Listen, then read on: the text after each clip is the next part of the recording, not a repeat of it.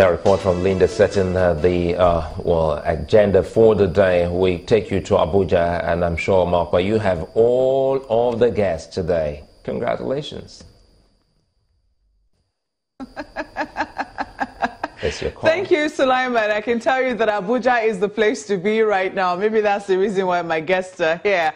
But I'm being joined right now by Mr. Segun Sowunmi. Such a pleasure to see you here. It's a pleasure to see you, especially in Abuja. Exactly. He's a member of the PDP and also a public affairs analyst.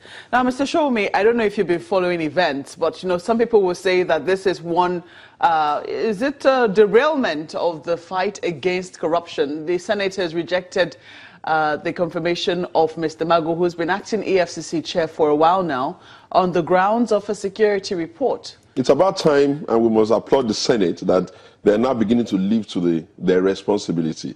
There's no imagination in democracy that does not include separation of powers. And part of the separation of powers is that there are roles assigned to the executive, there are responsibilities assigned to the judiciary, and those assigned to the legislators.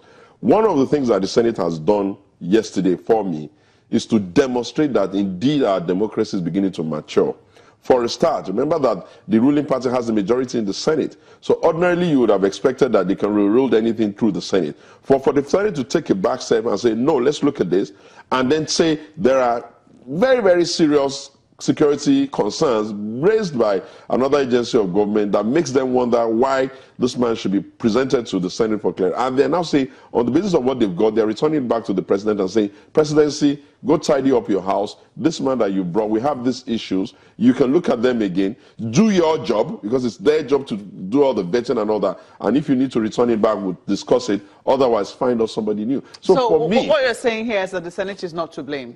You can't blame an organization or an institution for performing its duty. What it has done, is it within the purview of what the rule says it can do? It has the singular responsibility of confirmation. And it has looked at it.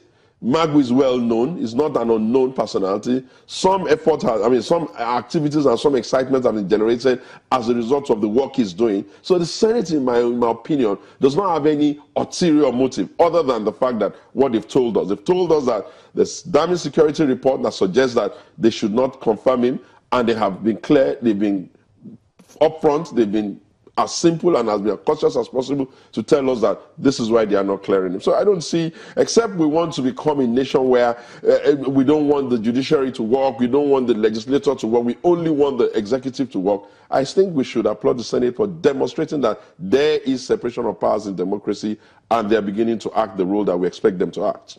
Well, looking on the surface, you've talked about how, you know, Mr. Magu has been there for a while, and you said that his appointment at some point, even as acting chair, generated some excitement, especially in the fight against corruption. Do you think this has any implications for how that fight eventually goes? I think this also brings us to something that some of us have been canvassing for a while.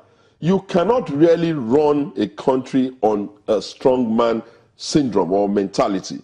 You need to run processes that are strong, institutions that are strong, so that it doesn't matter if it is Magu or it's not Magu, EFCC will still do what EFCC is expected to do. One of the reasons why EFCC over the years has not been able to, consistently being feared or consistently being respected or consistently being applauded in Nigeria is because it has always depended on who the character is. If it is perceived that the person that is in charge is strong, then you see people begin to maybe like take it on the issues that EFCC is supposed to look at. And if it is perceived that the person can be weak, but really, human beings will have different dispositions.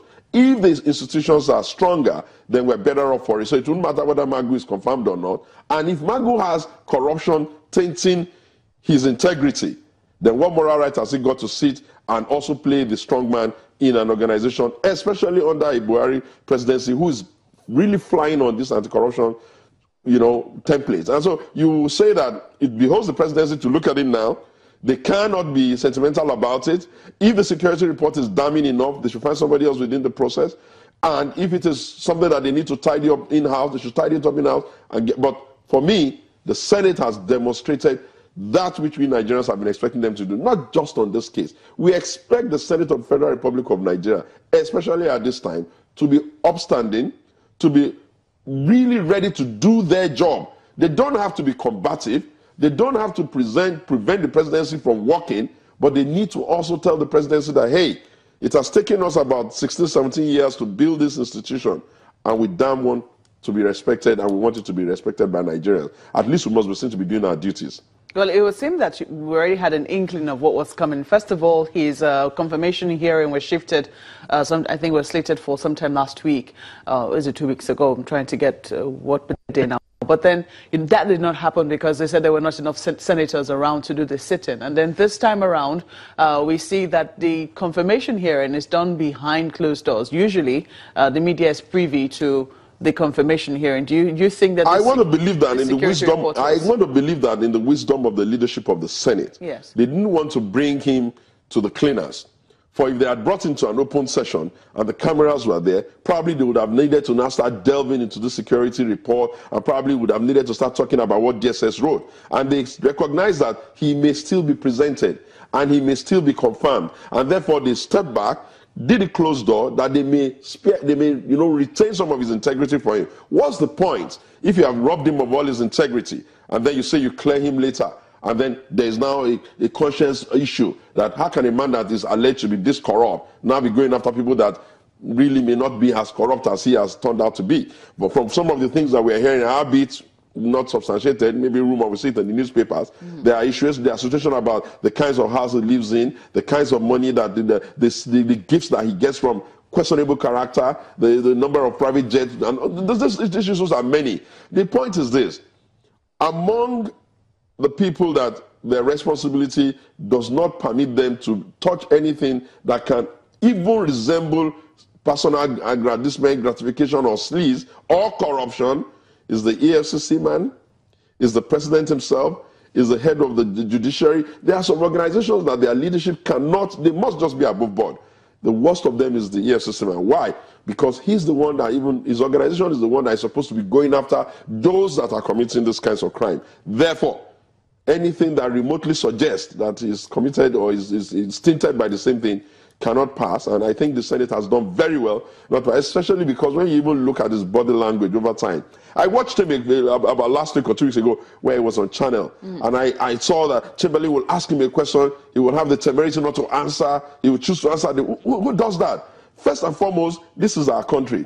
We have responsibility to ask those that are serving us questions. And when the media asks you questions, they are not trying to irritate you. They're trying to ask this question because you have no idea whether from their Twitter angles and all that. These are the questions that Nigerians are asking. You damn must recognize that you are, first of all, an official of the state, paid by the state, appointed by the state, given responsibility by the state, and you must be answerable.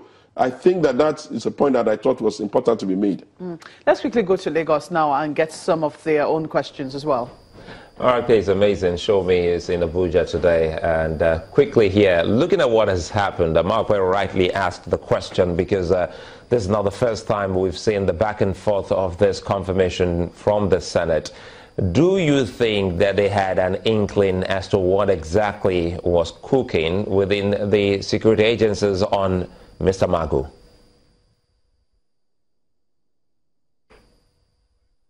Well, I don't know whether they have an inkling or they don't have an inkling, but one thing we should know is that in the first instance, should the DSS and EFCC not be partners?